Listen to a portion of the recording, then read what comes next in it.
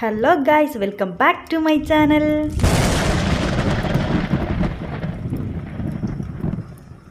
Guys, ഇവിടെ നല്ല ഇടിവെട്ടും മഴയൊക്കെയാണ്.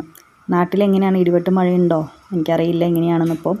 പക്ഷേ ഇവിടെ നല്ല ഇടിവെട്ടും മഴയാണ്. അപ്പം ഞാനൊന്ന് വിചാരിച്ചു, 4 മണിയായി, ഇപ്പോൾ 4 മണി ചായക്കായിട്ട് എന്തെങ്കിലും ഒന്ന് മഴയത്ത് നമുക്ക് കഴിക്കാൻ പറ്റിയതായിട്ടുള്ള എന്തെങ്കിലും ഒന്ന് ഉണ്ടാക്കാമെന്ന് വിചാരിച്ചു. അപ്പോൾ അങ്ങനെ ഉണ്ടാക്കിയൊരു സാധനമാണ് കൊക്കോനാന ബൈറ്റ്സ്.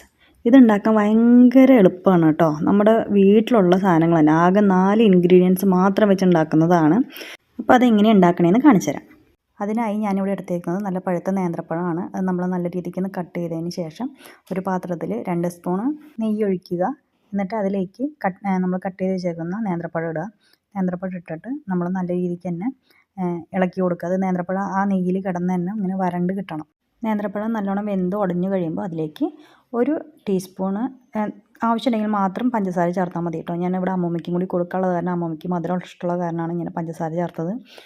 ഇല്ലയെന്നുണ്ടെങ്കിൽ നമുക്ക് ചേർക്കേണ്ട കാര്യമില്ല. നേന്ത്രപ്പഴത്തിൽ നല്ല മധുരം ഉണ്ടാകും.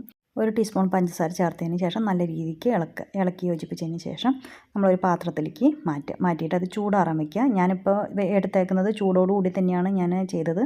അപ്പോൾ നമ്മളതൊന്ന് ഒരു 5 മിനിറ്റ് ഒന്ന് വെയിറ്റ് ചെയ്ത് കഴിഞ്ഞാൽ നല്ലപോലെ ചൂടാറി കിട്ടും.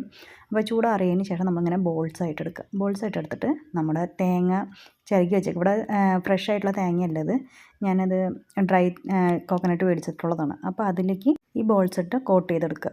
അപ്പോൾ ഇതാണ് ഫൈനൽ ലുക്ക് കേട്ടോ. അങ്ങനെ നമ്മുടെ കൊക്കോനാന ബൈറ്റ്സ് ഇവിടെ റെഡി ആയിരിക്കുകയാണ്.